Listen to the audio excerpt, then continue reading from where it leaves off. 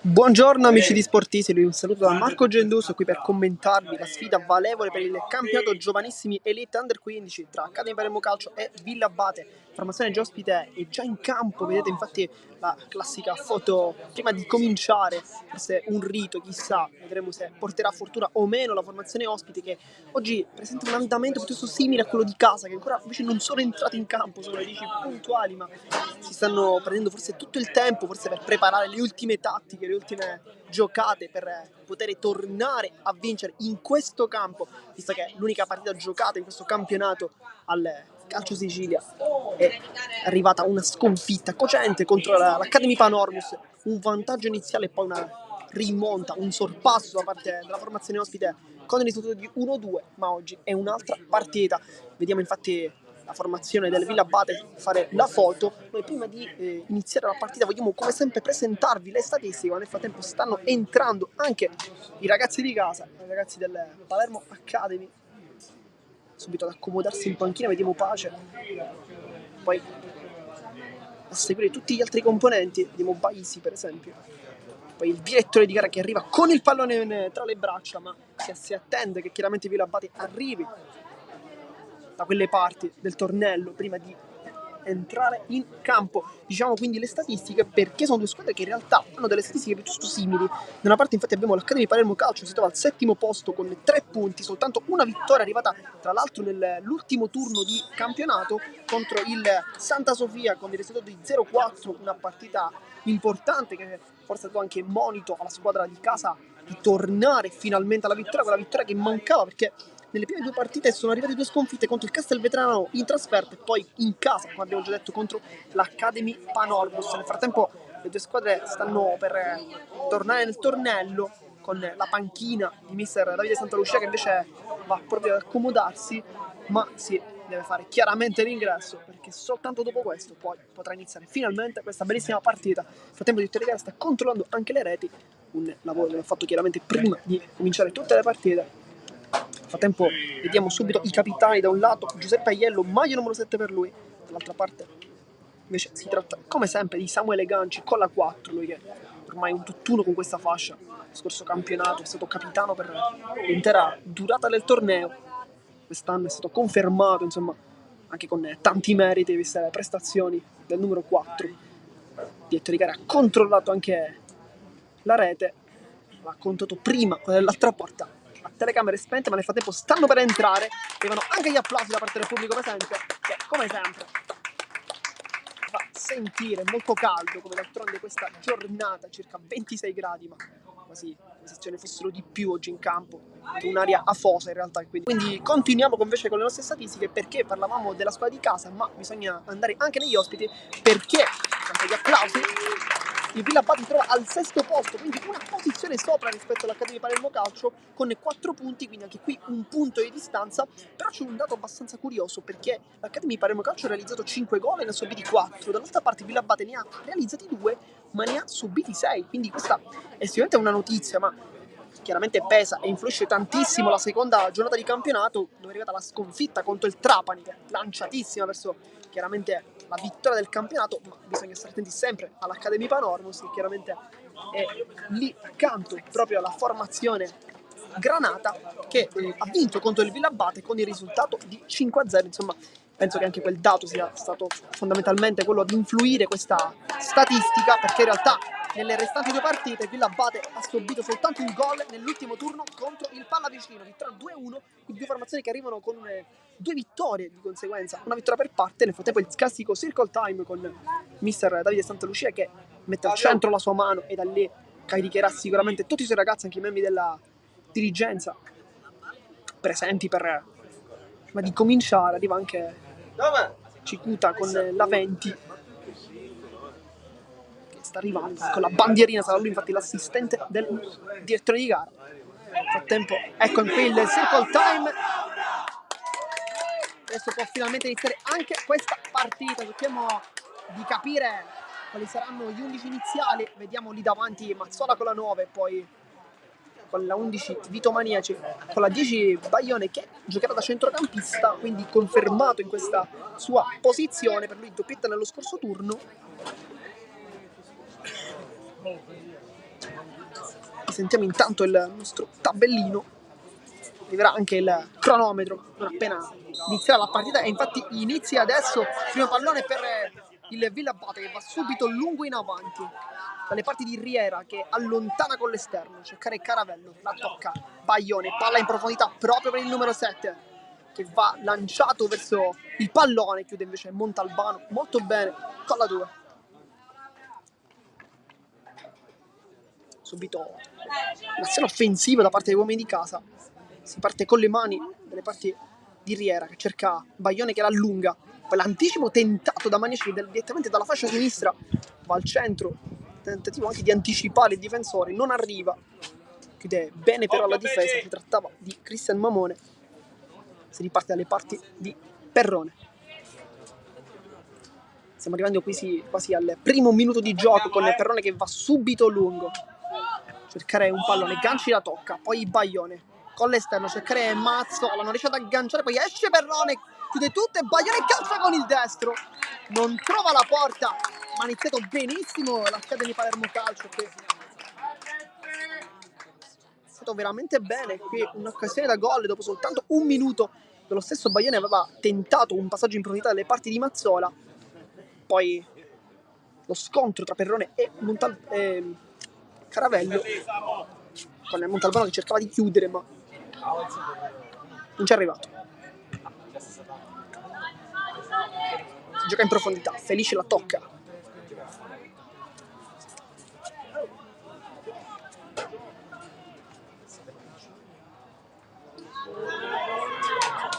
azione offensiva con il contrasto a centrocampo, poi esce fuori, sguscia molto bene, si parte, torna da Aiello, il capitano, allarga il gioco, l'aggancio per Riera subito molto carico sull'anno, e riparte l'azione offensiva con Riera, che poi vede l'inserimento di Mazzola che aggancia forse in maniera un po' difettosa, riesce comunque a controllare, cerca un pallone in mezzo, svicola il difensore, poi la palla rimane lì e viene allontanata dalla difesa ospite, poi calcia, Ganci da fuori, e non era una brutta idea questa.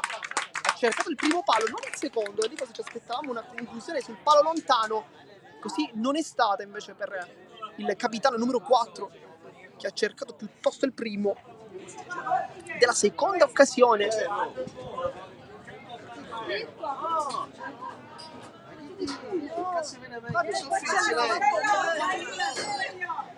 cercando di capire qual è lo schieramento degli ospiti, perché sembra quasi un 4-4-2.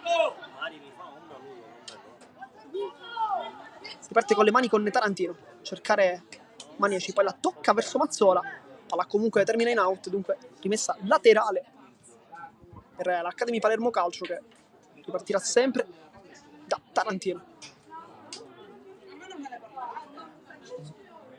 Di testa chiude D'Amico, e ancora rimessa laterale, si continua a giocare da quelle parti, un inizio ottimo da parte dell'Academy Palermo Calcio, che vuole sicuramente continuare il loro trend positivo dopo la vittoria dell'ultimo match, di 0-4 insomma. Poi allontana qui un po' di confusione da quelle parti, infatti è stato fischiato un calcio di punizione da quella distanza molto simile. Baglione prese una traversa nel match contro l'Academy Panormus, vediamo se ci sarà anche oggi una conclusione verso la porta o forse un assist, vedremo effettivamente se il numero 10 cosa sceglierà di fare, però conoscendolo e sapendo il piede che possiede, credo che possa andare direttamente verso la porta. Vediamo. Nel frattempo Perrone sta sistemando la barriera, vuole 2 uomini lì davanti a lui.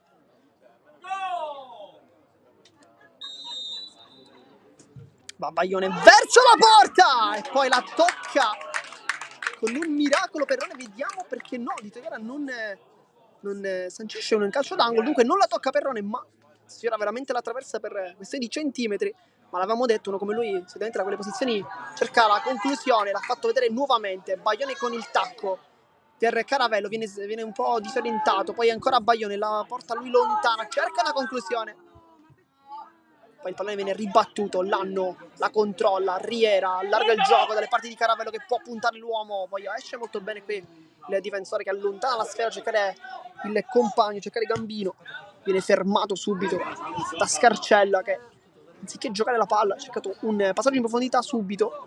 Vediamo forse di riportarla in avanti. Aiello, la corsa del capitano, viene poi tallonato da dietro in maniera irregolare però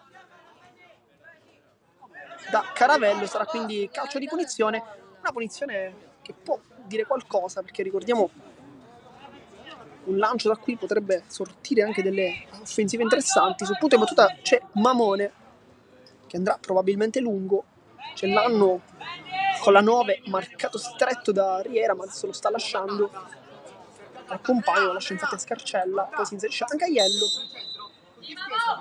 Mamone cerca una conclusione verso il secondo palo, poi esce con i pugni in serillo, molto bravo, poi Tallarita c'è anche il rimpallo, riesce a passare. Maniaci in mezzo a due, riesce a sgusciare via al numero 11, grande qui la sua giocata, poi allarga il gioco da parte di Caravello. Pallone troppo indietro però per il 7, che si aspettava forse una palla più in profondità, non è arrivata. Pallone quindi in rimessa laterale dalle parti di Mamone. Va incontro l'anno. Testa a Riera. Caravello sbaglia il controllo. Buono qui il break da parte di Sansone che allarga il gioco. Poi la controlla, esce fuori. Sempre Tallarita, molto utile in fase difensiva. Scambia con Felice e poi con l'esterno si appoggia da Tarantino. Chiude dall'altra parte però D'Amico, puntualissimo, ma ecco Ganci. Palla centrale, Mazzola, buono questo aggancio, allarga dalle parti di Caravello che può puntare la porta, cerca la conclusione.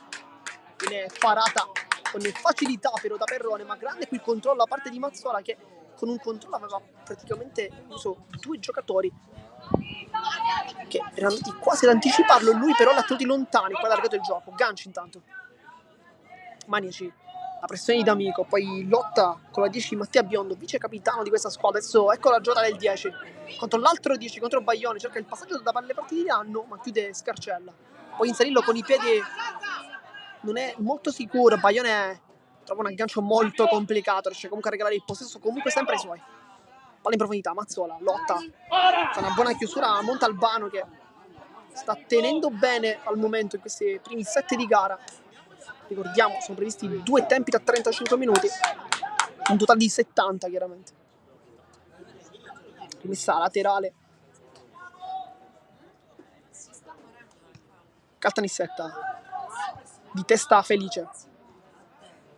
Palla ancora alzata, poi viene spinto, Baglione da dietro, tutto regolare per dietro di gara, c'è qualche dubbio però. Poi palla in profondità, cercare Aiello che può puntare la porta, vediamo cosa fa, cerca un cross in mezzo, la tocca e poi rischia tantissimo qui Scarcella, dato in gol anche nell'ultimo match, vinto 3-0-4 ricordiamo. Intanto Tallarita, buona qui la sua incursione, palla al piede, Tallarita, vediamo se ci regala una conclusione, cerca invece Maniaci, scambia con Mazzola, 1-2 che quasi stava per chiudersi, poi allontana Mamone. E poi Ganci e mette tutti d'accordo, palla alta di testa, Mazzola lotta, poi anche Maniaci, Mazzola fa una magia in mezzo a due giocatori, poi però viene fischiato, un po' simile in realtà all'intervento non fischiato in precedenza, dove era stato Baglione e si è stato spinto anche vistosamente. Nel caso di gara non ha sanzionato, forse ha visto un contrasto regolare. Regala qui il possesso del Villabate, palla su Caravello che viene cercato come sempre sulla velocità, i suoi compagni si fidano tantissimo della sua velocità, ma ancora una volta non riesce ad avere sul pallone, era veramente difficile questa volta. Baglioni intanto, Caravello con la testa appoggia, Mazzola si gira molto bene qui, ora cerca con l'esterno i compagni, allontana invece il pallone. Poi Tarantino, puntuale, cercare in Maniaci, lo trova, si appoggia. Ci aspettava una giocata con il tacco da Maniaci, invece questa volta si è appoggiato, poi Tallarita sguscia via benissimo. Ganci, Baglione, cerca il tocco verso Mazzola che non arriva, allontana Montalbano, poi allontana anche Scarcella. Aiello, adesso un ping pong, Scarcella di testa salta in alto, poi Caravello, sempre Mamone ad anticiparlo, di testa Baglione. Ecco Mazzola, la controlla, vuole il sinistro, poi Baglione può calciare allo spazio, cerca il sinistro, stecca troppo la conclusione, forse con l'esterno l'ha colpita il Baglione, che però ha fatto bene a provarci, che da quelle distanze può sicuramente trovare anche un jolly da fuori, lui che possiede queste qualità soprattutto. Un altro pallone regalato, Tallarita, adesso è un piccolo assedio da parte dell'Accademia di Palermo Calcio. Tallarita in mezzo a 3 maglie, fa una grande giocata, carica la conclusione da fuori. E da lì, dopo 3 dribbling, era anche giusto provarlo questo tiro. Fatto benissimo, ma non ha trovato la porta, ma è uscito veramente molto, molto bene dalla pressione. Villabate che però sta avendo tanta difficoltà a uscire con il primo possesso.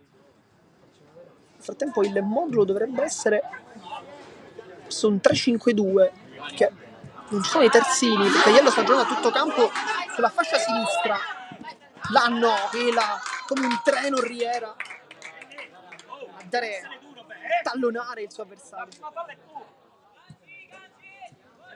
Si riparte con le mani con Mamone, dunque sì, si conferma un 3-5-2. Un po' insolito vista la categoria. Sicuramente gioca al 4-3-3. Intanto Aiello controlla il pallone, caccia con il destro, con l'esterno. Qui non è andato molto convinto il capitano, ma buona qui il pallone arrivato da direttamente alla rimessa laterale con Mamone.